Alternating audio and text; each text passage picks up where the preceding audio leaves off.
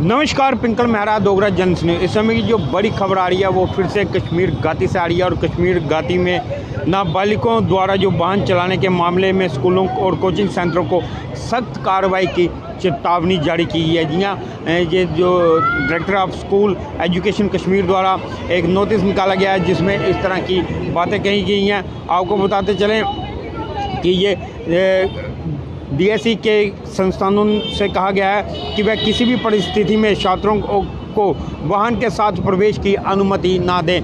खासकर जो नाबालिग छात्रों को उन्होंने कहा है कि अपने इंस्टीट्यूट में प्रवेश की अनुमति ना दें। पूरी खबर क्या है आपको बताते चलें।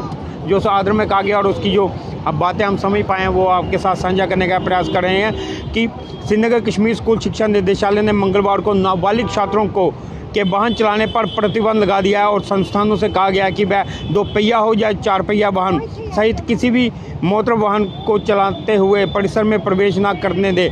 निदेशालय ने एक परिपत्र में ये भी कहा है कि ऐसे छात्रों के अभिभावकों को इस बारे में सूचित किया जाना चाहिए।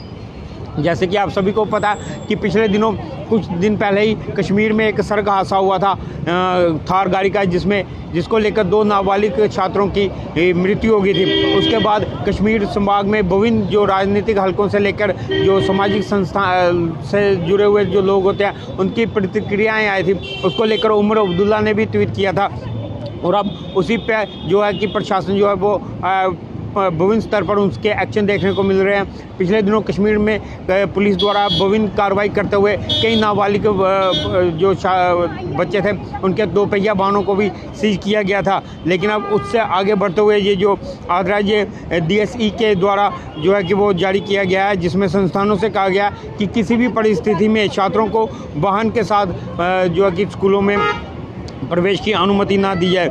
और उन्होंने कहा कि ये गंभीर चिंता का विषय है कि छात्रों के बीच कम उम्र में वाहन चलाने की घटनाएं जो हैं वो बढ़ी है जिसके परिणाम स्वरूप दुखद और सड़क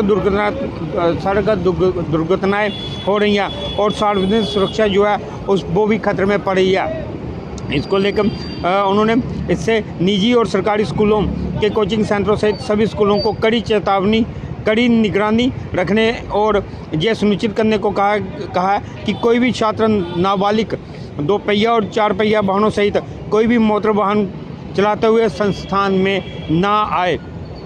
इसमें कहा गया है कि किसी भी प्रकार के मोटर वाहन का उपयोग करके स्कूलों या कोचिंग सेंटरों में आने वाले छात्रों को किसी भी परिस्थिति में प्रवेश की अनुमति नहीं दी जानी चाहिए और उनके माता पिता को इस बारे में सूचित किया जाना चाहिए। माता पिता और अभिभावकों को इस निर्देश के अनुपालन सुनिश्चित करने की उनकी जिम्मेदारी के बारे में भी सूचित किया जाना चाहिए।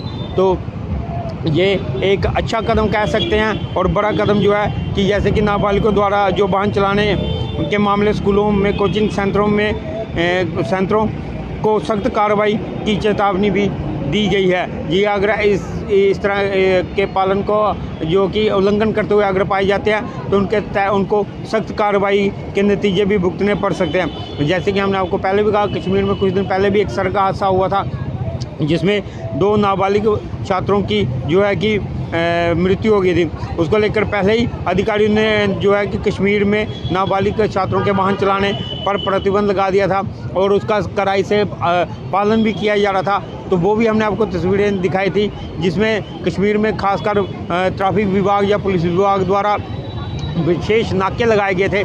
उन नाकों में कई 2 पहिया वाहनों को सीज किया गया था। लेकिन अब डायरेक्टर ऑफ स्कूल जो है कि एजुकेशन कश्मीर ने ये एक ऑर्डर निकाला है जिसमें कहा गया है कि संस्थानों से कहा गया है कि किसी भी परिस्थिति में छात्रों को वाहन के साथ प्रवेश की अनुमति ना दी जाए। तो ये एक लोगों को जागरूक करने वाली और बेहद अच्छी और सख्त खबर है कि जिससे कि अब जो भी अभिभावक पेरेंट्स हमारी इस खबर को देख रहे हैं अगर उनका बच्चा नाबालिग है और वो अपने नाबालिग बच्चे को स्कूटी या 4 पहिया वाहन लेकर स्कूल या ट्यूशन सेंटर में भेजते हैं तो ये उनके लिए ख़ास खबर है कि वो अपने बच्चों को नाबालिग बच्चों को गाड़ी ना दें जिससे जैसे कि कानूनों में प्रावधान है अगर उसको लेकर उन पर भी कड़ी कार्रवाई आने वाले दिनों में देखने को मिल सकती है। तो ये एक बड़ी जागरूक करने वाली खबर थी जो हमने आपके साथ साझा किया। इसी तरह के और अपडेट के लिए जो ही देखते रहिए डोगरा जनस न्यूज़। नमस्कार।